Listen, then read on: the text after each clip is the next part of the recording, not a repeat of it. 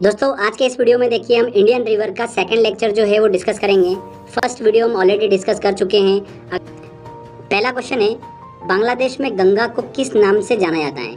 तो बांग्लादेश में देखिए गंगा नदी को पद्मा नदी के नाम से जाना जाता है। तो बी आंसर। सुंदरवन डेल्टा का निर्माण करने वाली नदियां हैं।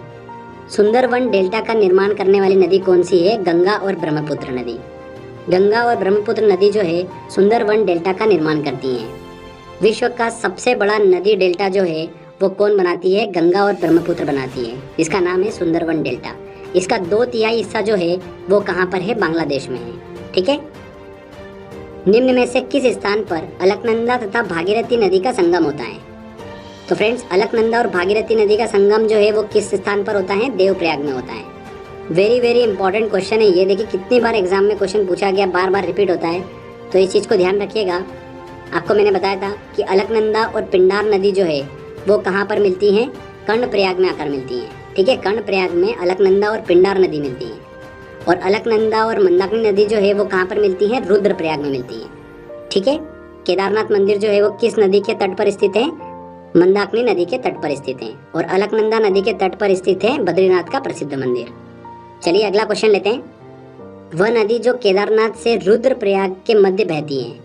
तो केदारनाथ से रुद्रप्रयाग के मध्य बहती हैं और रुद्रप्रयाग में देखिए अलकनंदा नदी से आकर मिल जाती हैं। कौन सी नदी है वो? मंदाकिनी नदी। तो डी आंसर यहाँ पर सही होगा।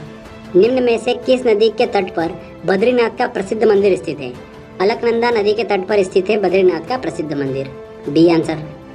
इनमें से कौन सी श्रेणी यमुना और सोन के मध्य जल विभाजक का कार्य करती है? देखिए फ्रेंड्स, सोन नदी जो है वो मध्य प्रदेश के अमरकंटक से निकलती है। ठीक है। और यमुना नदी जो है बहते हुए आती हैं और इन दोनों के बीच में कौन सी श्रेणी जो है वो जल विभाजक का कार्य करती है? कौन सी श्रेणी है वो? कैमूर की पहाड़ियाँ। कैमूर की पहाड़ियाँ जो है सोन और यमुना के बीच में जल विभाजक का कार्य करती हैं। तो यहाँ पर बी आंसर जो है वो सही होगा। मैंने आपको बताया था सोन नदी जो है पटना के निकट गंगा से मिलती है और यमुना नदी जो है इलाहाबाद में आकर गंगा से मिलती है। निम्न में से कौन सी नदी गंगा के बाएं से नहीं मिलती है? देखिए फ्रेंड्स, गंगा नदी इसके दाएं और बाएं से। ठीक है, मैंने आपको बताया था दाएं से कौन कौन सी मिलती हैं। यमुना नदी आकर मिलती हैं, सोन नदी आकर मिलती हैं और टोंस नदी आकर मिलती हैं। बाएं से कौन कौन मिलती हैं? गोमती नदी, गंडक नदी, घाघरा नदी और कोसी नदी। ये बाएं से आकर मिलती हैं। तो यहाँ पर क्या पूछा है कि बाएं से नहीं मिलती है। गोमती नदी मिलती है, घाघरा नदी भी मिलती है, कोसी नदी भी मिलती है। सोन नदी जो है वो बाएं से मिलती है। यमुना नदी, सोन नदी और टोंस नदी ये दाएं से आकर मिलती है। ओके, तो यहाँ पर डी आंसर जो है वो बिल्कुल सही होगा। बाएं से नहीं मिलती है सोन नदी। बेतवा नदी मिलती है। बेतवा नदी जो है देखिए मध्य प्रदेश के भोपाल के निकट से निकलती हैं बेतवा नदी और बहते हुए उत्तर प्रदेश में एंटर करती हैं और यमुना से जाकर मिल जाती हैं। यमुना नदी की सहायक नदी है बेतवा नदी। चंबल नदी, बेतवा नदी और केन नदी ये तीनों यमुना नदी की सहायक नदियाँ हैं। निम्न में से कौन सी नदी यमुना नदी से नहीं मिलती है? तो यमुना नदी से कौन सी नदी नहीं मिलती है? केन नदी मिलती है, बेतवा भी मिलती है, चंबल भी मिलती है। सोन नदी जो है वो गंगा नदी की सहायक नदी है, यमुना नदी की सहायक नदी नहीं है। तो यहाँ पर सी आंसर। नेक्स्ट क्वेश्चन लेते हैं। यमुना नदी का उद्गम स्थान है। यमुना नदी कहाँ से निकलती है? उत्तराखंड के बंदरपुर चोटी स्थित यमुनोत्री हिमानी से निकलती है। तो बंदरपुर चोटी से निकलती है यमुना नदी। C answer. निम्नलिखित में से कौन सी एक यमुना की सहायक नदी नहीं है? चंबल, केन, बेतवा, रामगंगा। रामगंगा जो है वो गंगा नदी की सहायक नदी है। गंगा नदी की एकमात्र सहायक नदी जिसका उद्गम मैदान से होता है।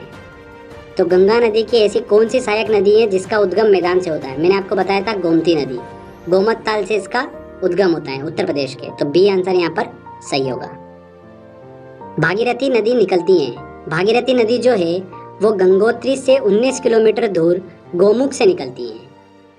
ठीक है फ्रेंड्स, तो इम्पोर्टेंट, भागीरथी नदी गोमुख से निकलती है। भारत में यरलुंग जंगबो नदी को किस नाम से जाना जाता है? यरलुंग जंगबो नदी, जिसे सांगपो नदी भी बोलते हैं तिब्बत में, उसे भारत में ब्रह्मपुत्र नदी के नाम से जाना जाता है। C answer. तिब्बत मानसरोवर झील के पास जिस नदी का स्रोत है वह है ब्रह्मपुत्र। बिल्कुल सही। सतलज का भी देखिए वहीं है, सिंधु का भी वहीं है। उपरोक्त सभी कथन जो है वो सही होंगे। D answer. नेक्स्ट क्वेश्चन लेते हैं। निम्नलिखित में कौन सी ब्रह्मपुत्र की सहायक नदी है? दिबांग नदी बिल्कुल है, कमेंग भी है, लोहित नदी जो इसे खून की नदी कहा जाता है वो भी ब्रह्मपुत्र की सहायक नदियाँ हैं। तो 1, 2, 3 तीनों आंसर जो है वो बिल्कुल सही होंगे, डी आंसर। तीनों जो है वो ब्रह्मपुत्र की सहायक नदी है। ब्रह्मपुत्र नदी तिब्बत में किस नाम से जानी जाती है? तिब्बत में देखिए ब्रह्मपुत्र को सांगपो के नाम से जाना जाता है। निम्नलिखित में कौन सी नदी अरुणाचल प्रदेश से होकर बहती है? बराक नदी, सुवनसिरी और लोहित। लोहित और सुवनसिरी नदी जो है वो अरुणाचल प्रदेश से होकर बहती हैं। बराक नदी जो है वो अरुणाचल प्रदेश से होकर नहीं बहती है। बराक नदी मणिपुर की पहाड़ियों से निकलती हैं, मणिपुर से मिजोरम में होते हुए असम में प्रवेश करती हैं और वहाँ से बांग्लादेश में चली जाती हैं। तो अरुणाचल प्रदेश से होकर नहीं बहती हैं ये, ठीक है। बराक नदी जो है वो मेघना नदी की सहायक नदी है। तो यहाँ पर सुवनसिरी और लोहित नदी 2 और 3 सी आंसर। चलिए अगला क्वेश्चन लेते हैं। मानस नदी किस नदी की उपनदी है? किस नदी की सहायक नदी है? तो ब्रह्मपुत्र नदी की सहायक नदी है मानस नदी। देखिए फ्रेंड्स, अगर आपने फर्स्ट वाला लेक्चर ध्यान से देखा होगा बिना स्किप करे तो आप सारे क्वेश्चन को बड़ी आसानी से सॉल्व कर सकते हो। और ये वही क्वेश्चन है जो प्रीवियस ईयर एग्जाम में क्वेश्चन पूछे गए हैं, ठीक है। तो अगर आप इन क्वेश्चंस को इजीली सॉल्व कर पा रहे हो, मतलब आने वाली एग्जाम में अगर रिवर से क्वेश्चन आएगा तो आप बड़ी आसानी से क्वेश्चन सॉल्व कर पाओगे। नर्मदा नदी किन पर्वत श्रृंखलाओं के बीच बहती है? तो हमने बात करी थी कि नर्मदा नदी जो है वो भ्रंश घाटी से होते हुए बहती है, मतलब रिफ्ट वैली से होते हुए बहती है। इसके एक तरफ है विंध्याचल और एक तरफ है सतपुड़ा। तो सी आंसर, सतपुड़ा और विंध्याचल पर्वत श्रेणियों के बीच बहती है नर्मदा नदी। मध्य प्रदेश की देखिए जीवन रेखा कहा जाता है नर्मदा नदी को। कथन ए जो है, नर्मदा अपने मुहाने पर डेल्टा का निर्माण करती है। मुहाना मतलब वह जगह जहाँ पर नदी की धारा समुद्र से मिलती है। तो क्या नर्मदा नदी डेल्टा का निर्माण करती है? नर्मदा नदी, ताप्ती नदी और मांडवी नदी तो एस्चुरी का निर्माण करती है। तो ये कथन तो गलत है। नर्मदा नदी भ्रंश घाटी मतलब रिफ्ट वैली से होकर बहती है, बिल्कुल सही। नर्मदा और ताप्ती 2 नदियाँ जो है ये भ्रंश घाटी रिफ्ट वैली से होते हुए बहती है। यहाँ पर देखिए ए वाला जो है वो असत्य और आर वाला सत्य होगा।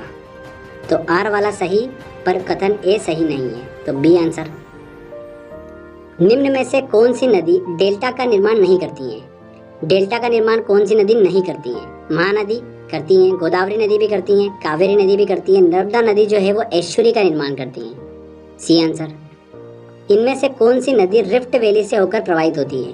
कावेरी नदी, यमुना नदी, सोन, ताप्ती। ताप्ती नदी जो है वो रिफ्ट वैली से होकर प्रवाहित होती है, ताप्ती नदी और नर्मदा नदी, डी आंसर। अमरकंटक से कौन सी नदी का उद्गम होता है? दामोदर नदी, महानदी, नर्मदा या ताप्ती? नर्मदा नदी का उद्गम जो है वो अमरकंटक से होता है, नर्मदा और सोन नदी का।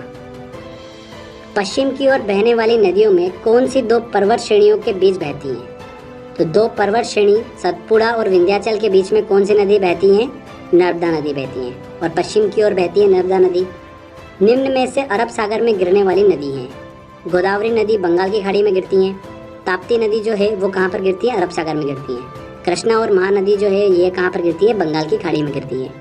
तो यहाँ पर अरब सागर में पूछा है, तो बी आंसर। उपयुक्त में कौन सी गोदावरी की सहायक नदियाँ हैं?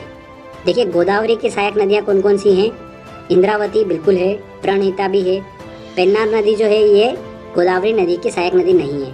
वंशधारा नदी भी गोदावरी नदी की सहायक नदी नहीं है। तो यहाँ पर 2 और 3 इंद्रावती और प्रणहिता गोदावरी नदी की सहायक नदियाँ हैं, तो यहाँ पर बी आंसर।